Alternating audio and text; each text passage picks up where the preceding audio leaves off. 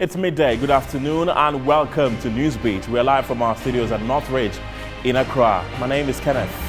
Jesse, let's take a look at our top stories.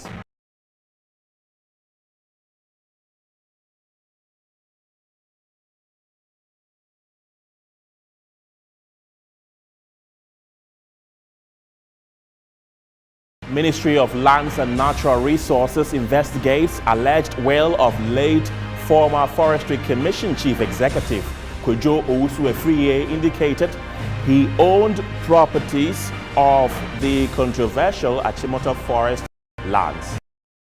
But also coming at Parliament of Ghana to reconvene tomorrow, Tuesday, May 24, 2022. Police in Nigeria are investigating the beheading of a local member of parliament in the southeastern state of Anambra barely a week after gunmen kidnapped him along with an aide. We have details of these and many other stories coming up shortly.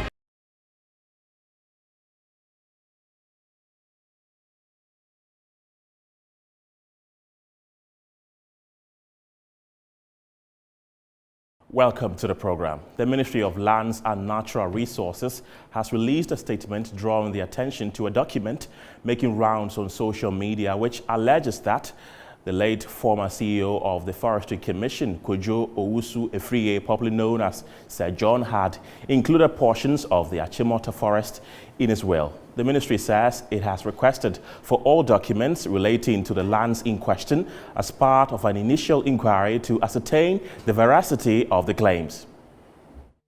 The Achimota Forest Reserve has been in the news in the past week due to an EI that popped up seeking to reclassify parts of the reserve for commercial and residential purposes. Not long after a document making the rounds on social media which alleged that the late former Chief Executive Officer of the Forestry Commission, Kwadwo Owusu-Afriyie, had included portions of the Achimota Forest in his will, giving out some to individuals who are said to be related to him.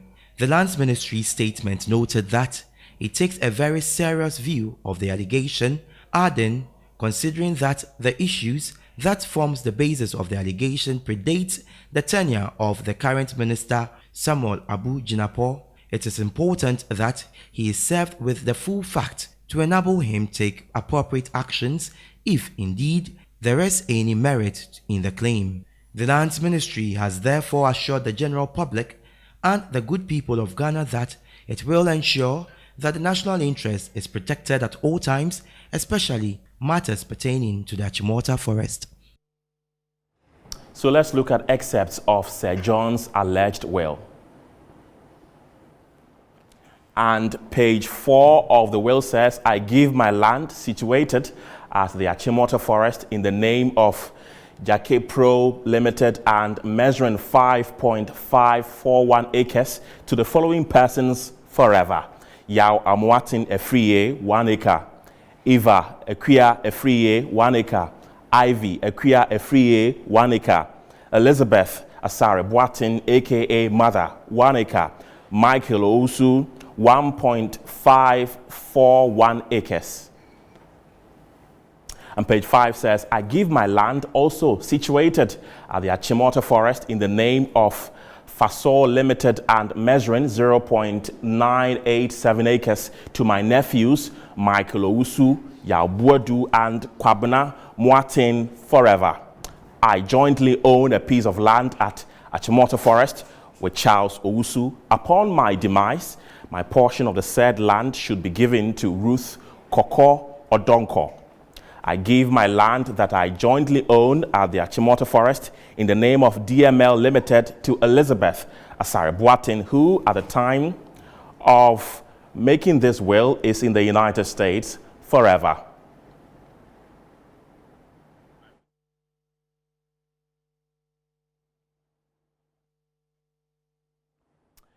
Let's see how people are also reacting to Sir John's will on social media. And this is from Jacob Selassie Atieku, and it says, as usual, we'll make noise and after some time it ends there. That is how come politicians will continue to steal from us. A time will come where the entire country will be sold and the citizens will be ejected from the land. Men with wicked hearts. And this is from Boy Lampard, and it says, Ramsey site is another protected site which has been encroached on. All our protected sites are gone. Sir John has more than 5 acres there. Here, he exclaims. And this one from Richard says, they set up fake companies in the name of private developers. Sir John alone has about 4 of such identified in his will. Let's investigate the Minister of Lands and Natural Resources too. He may be the one having the lion's share. Pity. This one from George Forson says, they pretend to be suffering too with us, but not knowing they were only coming to power to amass wealth to secure their future. Shadrach also says, in all of these wealth amassed, nothing, not even money, was donated to charity. Nothing was donated to construct a hospital in their village. Nothing to develop a library in their village. Nothing to improve the children's ward. Nothing for their local church. Zilch. Yet, long after they have stolen, we will advocate that the secondary school in the village be named after them. He adds a question mark.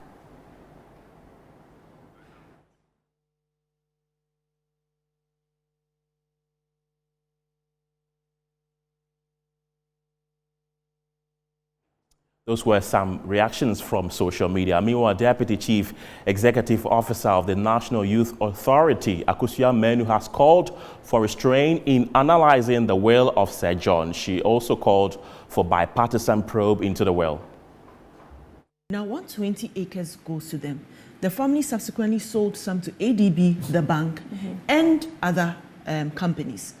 If we want to say that Sir John acquired that land, the EI that we even talk about came into effect 2022. Are we saying that Sir John, if indeed that document out there is true, acquired that property posthumously? I think that if we want to be very factual and fair in a discussion of it, and we want to ascribe certain persons as having been beneficiaries of it, let's have details of all the people that the old family has sold the land to, the 120 acres.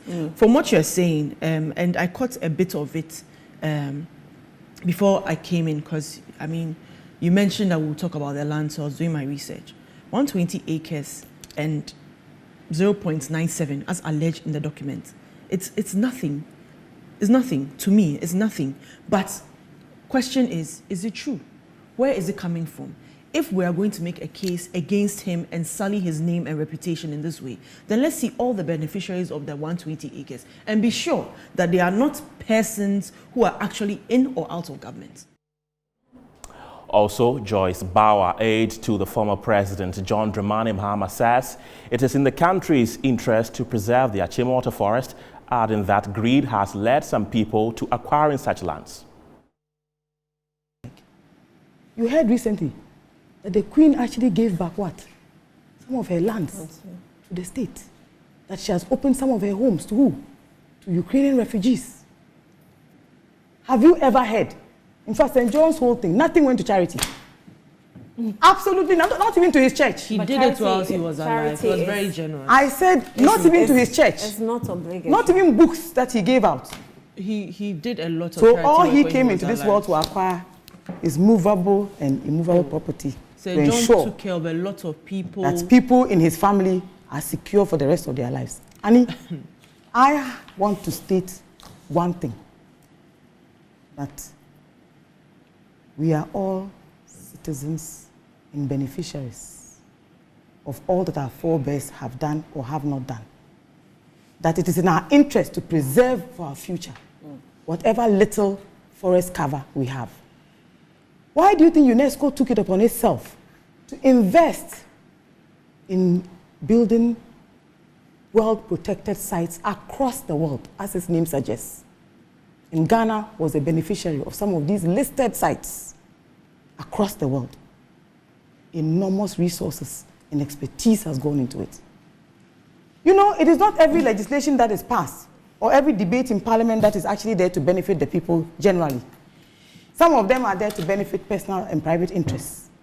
I believe that this EI is one of such instruments. It has no place in our public space if it involves a dissipation of our forest cover. So, and I have this feeling that this greed, this love for assets, this love for power, avarice, and this attempt to indicate that everybody outside of the state actors presently are a certain type of foolish person who do not appreciate anything. So everybody can just brandish any information and get away with it.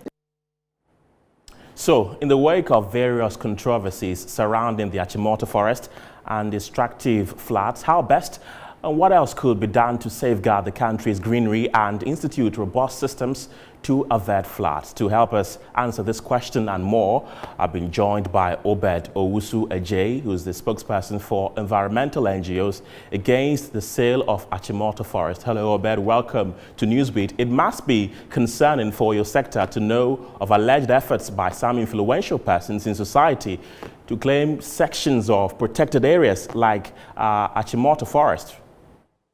Yeah, thank you very much for the opportunity to speak on these issues. Yes, indeed. It is very worrying to us. Some of the information that is coming out, and I can predict that a lot more will come in the coming days. But for us as environmental NGOs, we try not to get ourselves involved in the politics of it. And I like the monologue you gave, linking the destruction of the Achimota forest to the flooding that happened over the weekend. It only re-emphasizes the points we've been making time and over again, that we cannot as a people afford to lose the Achimota forest, which is the only greenery within the Accra city. And just to take something from what happened this weekend, you realize that look at where we had a lot of the floods around Adabraka and all those areas where virtually there are no greenery. Look at the areas around Achimota forest, the N1 and all those areas. You realize that there were no flooding. That is because the Achimota forest plays a very, very important ecological function by preventing flooding around those environs. So for us as environmental NGOs, yes, all these expose about who is owning or who has parcels of land in Achimota forest, it's actually interesting, but our focus is not on it. Our focus is to re-emphasize the need to protect the forest for posterity. Right. And OKYEHENE, how do such actions derail your efforts to see the reserves properly protected and the environment well laid out? Actually, it's very, very, very disheartening, especially under the background that in a few days we are going to plant trees, over 20 million trees across the country. And just a few weeks before that, you hear that some of the greenery, which is, these are already trees that are standing, and we are giving them out to party cronies and friends to just go and mow it down and do what we call brown development in those areas. It kind of, it's disheartening, and it also goes against some of the principles that the country, the leadership of the country, they project outside. And I was with the minister in Glasgow a couple of months ago in November, and when they were talking about Ghana's commitment under the Paris Agreement, the NDCs, how we are looking to ensure that we reduce our emissions from climate change and all that. And to come to this point that these expose that even before somebody passed, he had actually willed portions of the forest to his friends and his family and his children. It's kind of disheartening. And for us who take money, and very, very important, we take money from donors, people's taxes that we use to invest in the country, providing seedlings to be planted and all that. If I were a donor, I would sit back and I'll begin to say, wow, is it really, really worth pushing money into Ghana for reforestation programs when the leadership of the country don't even care about the forest that much? OKYEHENE, let's turn our attention to perennial flooding in Accra and elsewhere in the country. Almost every time, the same story. Indeed, and it re-emphasizes the point we've been making. why, the question is, why does these floods occur? And there could just be two reasons. One, bad drainage system, very, very bad drainage system in Accra and elsewhere. Then the second thing, very, very important, is we don't have proper land planning, land use plan. So everybody built anywhere without any kind of supervision. The authorities that are mandated by law to regulate these things don't actually perform those functions. And so you realize that people are building anyhow, people are along waterways, they are building, and that is the reasoning behind all these things. And some of the greenery, the trees and the forest that will serve as a sink to prevent some of this runoff coming all the way from the mountains, we are mowing them down to build houses and accommodation for people. So those are the reasons behind it. We need to look at our drainage system. We also need to look at how our land use plan is re-energized and we enforce the laws. Right. Obed, briefly, before I let you go, the government has stated that they plan on making the Achimota Forest an ultra-modern eco-park like Central Park in New York and Hyde Park in London. Isn't that good news? We will only accept it when we have seen the blueprints. And I have seen the old blueprints, the 2016 one that they sought to do the ecotourism, which for us wasn't viable. The mathematics didn't add up. Somebody is going to invest a lot of millions of dollars, and you are saying that the person cannot do brown development. They are only going to do 30% brown development. There was no way we were going to be able to recoup their investment. So that was a bad deal, and we knew that right from the onset that there was no way it was going to work. But this new plan of having the Achimota Forest into Hyde Park or even Central Park, that is refreshing, but we will only believe them when we have seen the blueprints and we've seen the details of how they intend to do that. Right. These are politicians and they will always say things in the heat of the moment, but we will only believe it when we have seen real action on the ground. Right. Obed, thank you very much for speaking to us this afternoon. You're still watching Newsbeat here on Metro Television. You can join us on social media with your comments and contributions. We're live on Facebook at Metro TV Ghana, also on Twitter at Metro TVGH, and on Instagram at Metro TVGH. We're trying to seek some legal perspective to the purported well belonging to Kojo Owusu Efriye, also known as Sir John, and we're joined by private legal practitioner Justice Abdullahi for a conversation on this particular issue. Hello, Justice. Welcome to the show. To begin with, are there some legal indicators to show that indeed that is a will? Yes, from what is out there, particularly what your colleague MENACE has been posting, it appears on the face of it. It appears to be a will, properly filed. But of course, the portions of execution are not detailed out, so you're unable to see whether indeed it is the will of the person intended or for the subject of these discussions, right, i.e. Sir John, okay, because we do not know, we haven't seen his signatures and we haven't seen the witnesses. But on the face of what we have, it follows the format of a will, and if it looks like a duck and walks like a duck, we can safely say that it's a duck. Right. Thanks for that confirmation. One of the comments we read from social media wondered why Sir John passed away in 2020, and yet the will was certified on 2nd August 2021. Any education on this? Oh, I think that is a miseducation and misapprehension of the circumstances. When you apply for a will, the certified copy, when a will is applied for from the court will certify it, i.e. the court will stamp it as the day that it was given it out and signed by the registrar of the court and stamped by the registrar of the court. And that shows that indeed it's an original copy from the court. It does not show that it was the day that the will was prepared. It only indicates that that was the day the copy at the registry of the court was given out. So that is the significance, that's the difference between, so it doesn't mean that the will was prepared on that day. Right, and there are remarks of the O family being used as cover-up to loot the forest. Could that cause the declassification LI to be reversed? I believe those ones are rumors that we can allow the politicians and the rumor mongers to determine. Those are not legal matters, and so I'll probably have to refrain from that. But whatever the case may be, I believe whatever comes out eventually will be an issue that we can all interrogate appropriately when it eventually comes up. Right, Justice Abdullah, thank you very much for speaking to us this afternoon. He is a private legal practitioner. Away from that, many residents of the Greater Accra region and parts of the Volta region are counting their losses after a sustained downpour experienced in the southern and middle parts of the country last Saturday left homes and streets flooded. The rains, which started at about 1:30 p.m. from the southernmost parts of the Volta region, hit Accra at about 6:30 p.m. and continued till the wee hours of Sunday, May 22, 2022. Flood-prone areas such as Odona, Abosokai, Kaneshi, Agbogoloshi and the Nungwa barrier in Accra were submerged, with many residents struggling to find sleeping places.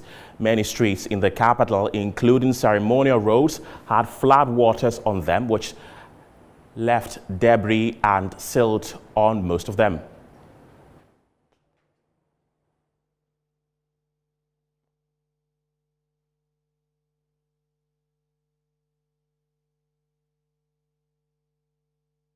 You're still watching Newsbeat here on Metro Television. We'll go for our first break. We'll be back with more.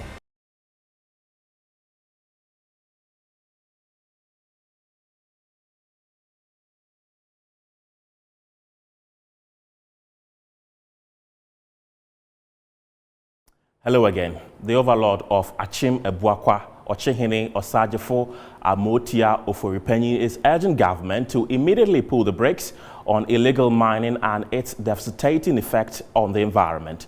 According to him, government's Green Ghana project aimed at planting over 20 million trees will be of no use.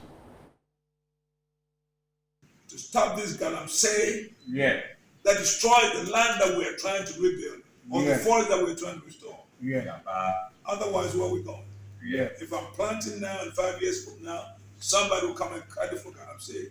We might as well stop right now. So yes, I'm urging our citizens to keep this program, this project, a chance. And you cannot be a spectator. You cannot stay home and say you don't care. You need to be together to replant. And you're doing this not for another Bank of Kufuado, not for Mr. Alote. You're doing this for yourself and your future. We need to protect the forest for future generations. Each generation is to take care. Pick up where the last one left off. And if we destroy everything around us, where would our children pick up? We have to be selfless. And we have to be generational thinking leaders. Once we have that, we will not destroy our natural habitat the way we're going. So yes, Mr. Alote, we have to join forces with all of you to replant. And every citizen worth his salt should participate in this project because it's worthwhile and because it will help future generations live in harmony. We cannot continue to live there. Unless, of course, we don't care about what future we leave behind for our future generations. If that's the case, we should stop right now. And I know a lot of people don't even care what they're going to leave behind. There are some who are saying that, well, let us get it now whilst we're here. And our children will not mourn for something they never had. That's very selfish, isn't it? That we should just get it because we got it. We should take all the gold. We should fell all the trees. And then when our children get to that age, they'll find theirs. That's very selfish. We need to protect the forest for future generations.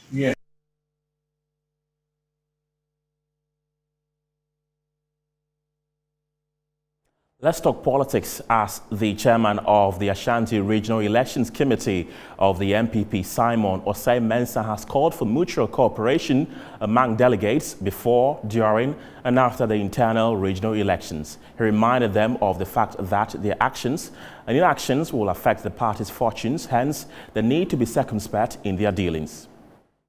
At the end of vetting on Friday, May 20, and balloting of positions on Saturday, May 21, A total of 39 aspirants were cleared to contest in the upcoming regional executives positions of the party, with 34 of them being males and 5 being females. The elections, according to the Ashanti Regional Chairman of the Elections Committee, Simon Osei-Mensah, will take place on Friday, 27th May 2022 at the Regional Coordinating Council. All the people, the 39 people we vetted, nobody was disqualified.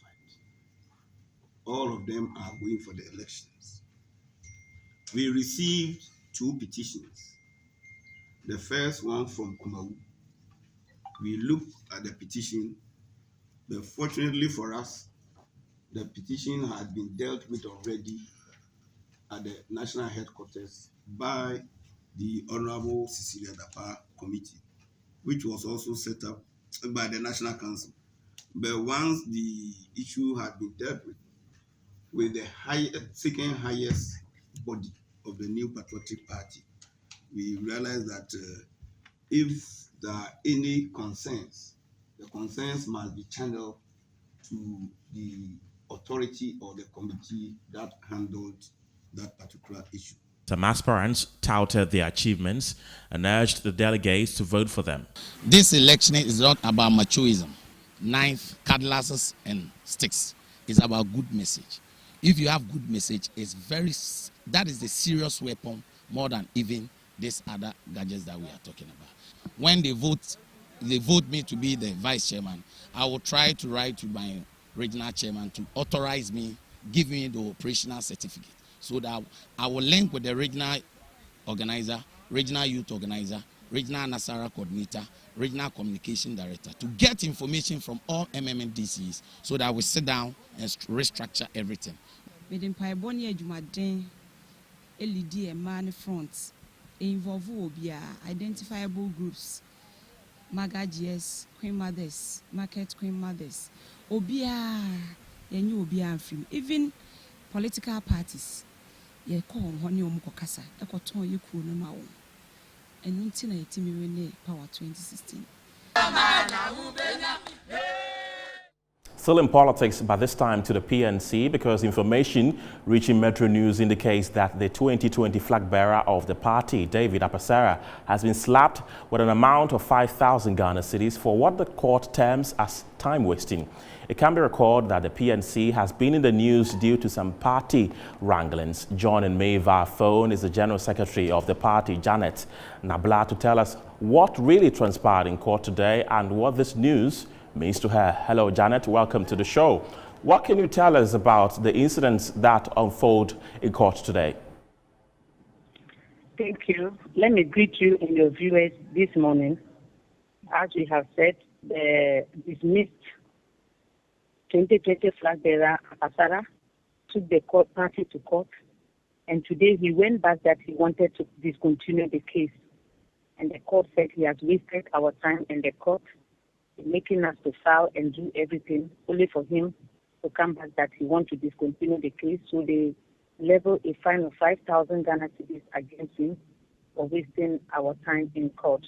But let me say something. As I have said, I've always said, politics is about numbers, and we are talking about somebody who have ever run as a parliamentary candidate of our party. We are pleading with the media that everything that is happening in the party now is for the betterment of the PNC. We are trying to make sure that people don't flout rules of the party and people don't get up and do things that they want without having anybody to be responsible for. That is why we have been seeing all these internal wranglings in the party. And we are trying our possible best to now make it a party issue, so that as a party, we need some peace and quiet to be able to help in solving some of these problems. Right. Janet, does this not further deepen the cracks in the party? Oh, we don't. The problem is that a lot of people are thinking that we are having like serious cracks and other things in the party. No, that is not how the PNC is at the moment. It's true that certain people are aggrieved as a result of cases or as a result of decisions that were taken against them. But it is not like the way people are assuming it to be. just a few people in the party who are trying to create a lot of problems. Just a few people, if I say few people, about 3 people in the party that are creating all this mayhem in the media and other things. Right. But the party is united, and we are focused in trying to do what is necessary. That is, our constituency elections is coming in June, and we are preparing seriously to making sure that it becomes a success. Both the polling stations and the constituencies is July, August. So the party is working so hard to make sure that our polling station and then constituency elections does not come with problems. So right. At the moment, that's what the party is focusing its okay. energy. Right. Janet Nabla, thank you very much for speaking to us this afternoon. She's the General Secretary of the PNC. Away from that, the CEO of Ghana Enterprises Agency, Kwesi Yankee, has observed that the agency's target of providing skills and assistance to 39,000 unemployed youth is progressing steadily. So far, about 8,000 persons have been trained and supported to establish their own businesses. The 4 new digital applications include a digital commissions platform, a WhatsApp chatbot, a web, mobile and USSD platform, and a digital reward system. Addressing the ceremony to mark the anniversary, the managing director of the company, Ernest Frimpong, said his outfit was also looking forward to expanding its branch and agency network to all the 16 regions of the country.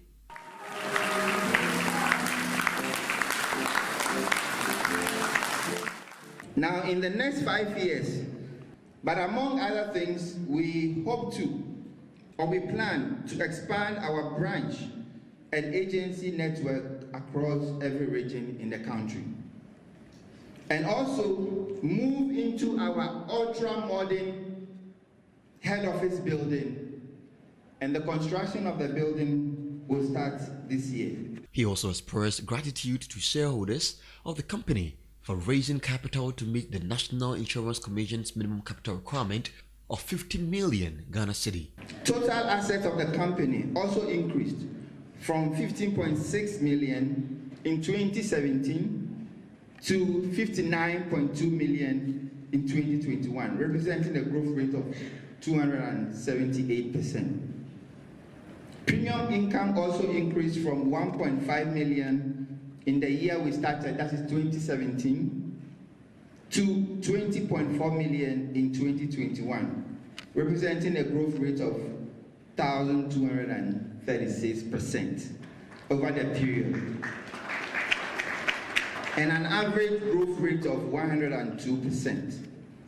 The Commissioner of the Insurance, Dr. Justice Ofori, urged them to re-strategize and remain customer-focused in order to remain relevant in the industry. The National Insurance Commission, NIC, is committed to ensuring that companies operating in the Ghanaian insurance market are financially sound and viable.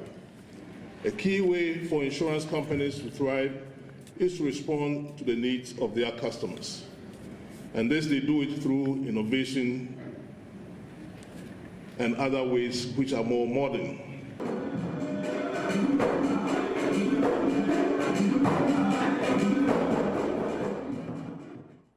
So that was Loyalty Insurance Company Limited, which has marked its 5th year of operation in Ghana with a commitment to growing its business through digitalization.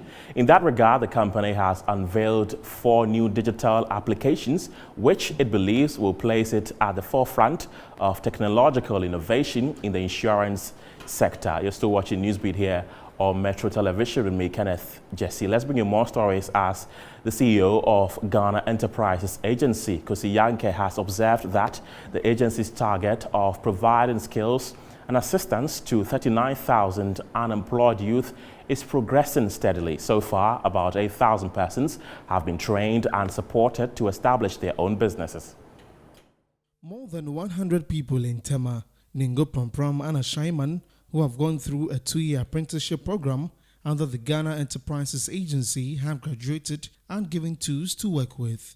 The Metropolitan Chief Executive of Tema, Yohane Ama Ashite, believes the program will be a catalyst to curbing the unemployment canker in the metropolis. The very first start of how to start is what the government came in, and then we've crossed the bridge for them. And then we didn't just end there. We also gave them startup kits so that when they go back, then they could continue and be entrepreneurs as we move on. And to not end here, we'll be calling them together at frequent intervals to, first of all, try and find out what their challenges are. And then we'll also try what we can do to mitigate so that this policy or this process would work. And then 2-3 years to come, we can boast of entrepreneurs who went through this program and they are successful. One of the beneficiaries, Stella Buafo Akrofi, said the program will go a long way to lift her out of poverty. We applied in 2020 during the COVID era, and then it was an online something. I didn't know anyone. It wasn't a protocol. So we got called, and then we came and got through the necessary procedures, and then here we are. It's been 2 years. We've waited. We've been through a lot of hassle. We didn't know it would even come to pass, but here we are today. We are so happy. We thank the government, and then we thank GEA for giving us the opportunity. I'll still further my education, but I'll alongside work with my hands. The Chief Executive Officer of the Ghana Enterprises Agency, Kosi Yankee Aye, said the program is yielding the needed results as over 95% of the graduates who have been equipped with startup kits are currently in business. We've been tracking the people we've trained, and I'm very impressed with some of them. Yes, there are some people who don't know what to do, but a lot of them, close to 95%, have been able to take the skills they've learned and taken it to the next level and have started their own businesses. Those who haven't started their own businesses are even working or have been employed by the master craftsperson. So as much as possible, there's so much that we are doing that has been done. We continue to monitor, to engage them, to ensure that it's really beneficial for them and the businesses that they're running. If there's also a gap in training, we provide that training gap needs and build them. And that's the goal of what this is. Business news is next.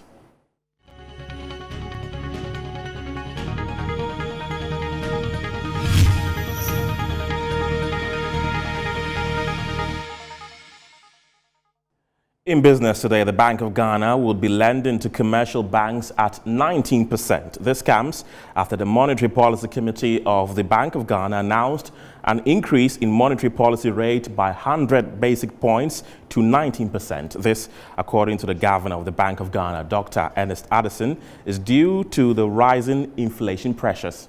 With a prolonged horizon for inflation to return to the target band. Inflation expectations by consumers, businesses, and the banking sector have also heightened.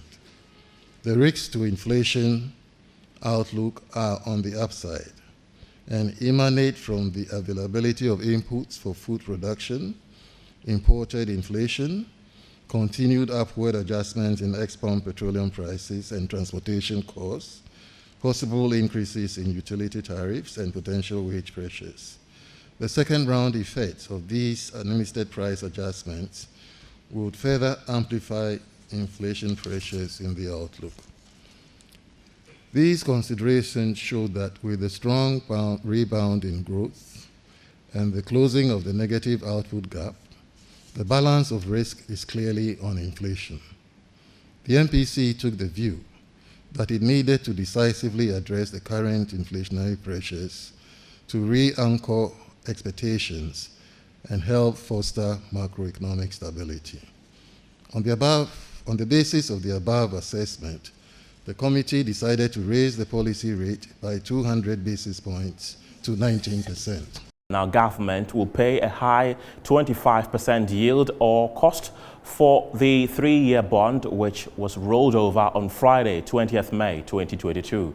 According to the result made available by the Bank of Ghana, it secured 470.4 million Ghana cedis for the debt instrument, about 76% less than the targeted amount.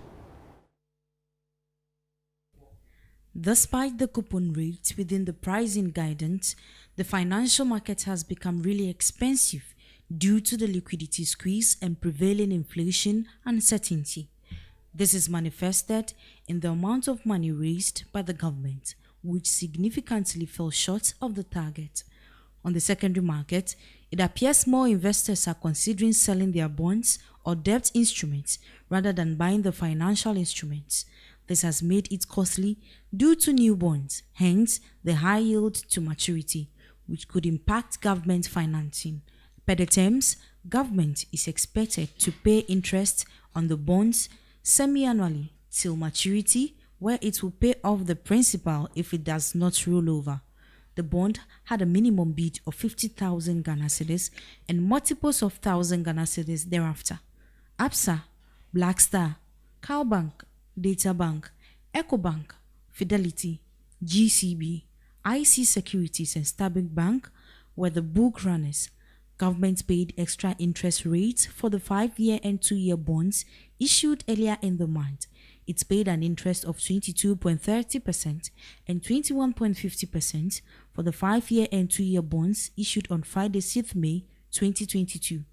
The interest rates, which will probably increase the country's interest payment, will be paid semi-annually until maturity in 2027 and 2024 respectively. Until recently, government was paying 19% and 20.50% for medium-term financial instruments. We'll be back after this break.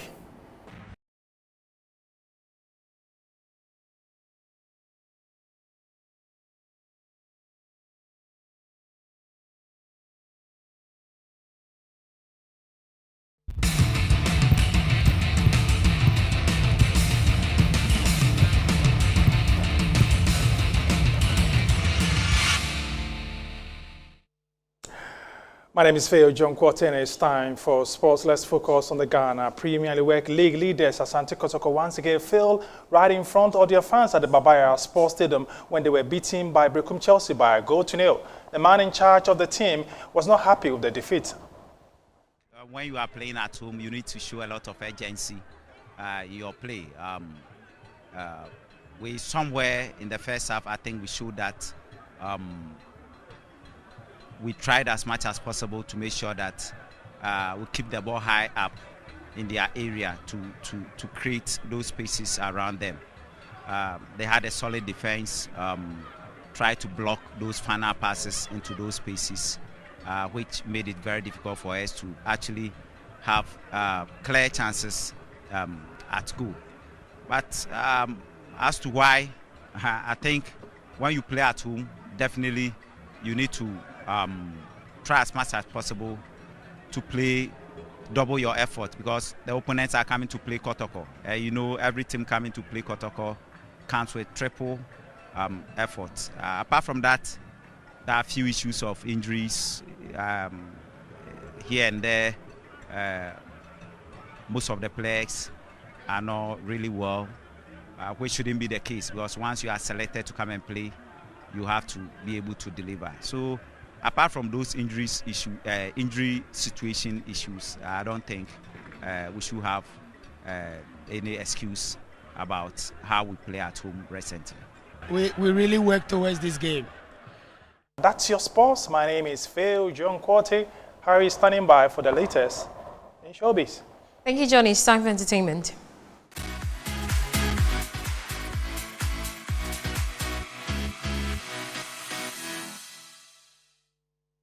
Ghanaian artist Black Sherif has stated he will not be pressurized by the expectation of the public into releasing hit songs after hit songs, despite the overwhelming success of his recent chart-topping Kweku the Traveler and the impact he has had on the music industry. A little over a month since releasing Kweku the Traveler, the audio has over 9 million views on YouTube and topped a lot of charts, as well as garnering over 75 million streams. In addition to performing at the 3 Music Awards and Vodafone Ghana Music Awards, Black Sherif has also been booked for a lot of shows in the coming months, including sharing the stage with Chris Brown, Megan Thee Stallion, Burna Boy, Davido and Wizkid on July 3rd at the Afro Nation concert. With all these achievements, in addition to getting handled by a new management team, some musicians will feel pressured to stay relevant by releasing hit songs to keep their name out there. But that is not the case for Black Sherif, as he says there was no pressure on him to release any hit song. In a statement, he said, "There is zero pressure on me. I enjoy exploring my reality through the stories I preach through music while studying the game to perfect my craft. When you love what you do it with ease. I release songs whenever I want, and it is always fire when I drop a song." Some musicians are not able to stay relevant after a year or two, but Black Sherif said he intended to stay for a long time. The Prince of Wales and Duchess of Cornwall are to guest star in an episode of EastEnders to mark the Queen's Platinum Jubilee. Charles and Camilla will join the residents of Albert Square for a street party held in honor of the monarch's 70 years on the throne. They filmed the scenes in March when they visited the soap opera's Elstree set and met members of the cast. The episode is due to air on BBC One on 2nd June. In the Jubilee episode, the partygoers will be left in shock when the royals appear. Charles and Camilla will be greeted by Mick and Linda Carter, played by Kelly Bright, who will introduce them to the residents of Walford. Speaking about meeting the royal couple, Bright said they had been amazing sports. "I just thought, whoa, they've never done anything like this before. They didn't really know what to expect. I mean, it must have been nerve-wracking for them and completely out of their norm," she said. "So I hope they enjoyed it as much as we did." Executive producer Chris Crenshaw said the show was truly honored to have Charles and Camilla make an appearance in one of EastEnders' most special episodes. In 2001, the Queen visited soap opera queen Dame Barbara Windsor, who played Peggy Michelle on the EastEnders set.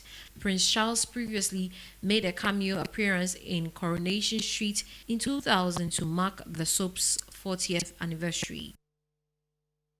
Well, that's it for entertainment news on Newsbeat. My name is Harriet Adiken.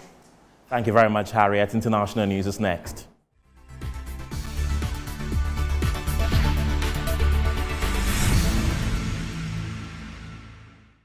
Let's take you to Nigeria, where police in that country are investigating the beheading of a local MP in the southeastern state of Anambra, barely a week after gunmen kidnapped him along with an aide. The discovery of Okoye's mutilated body over the weekend has sparked outrage. Anambra's state governor, Charles Soludo, described the killing as gruesome, barbaric, and shocking.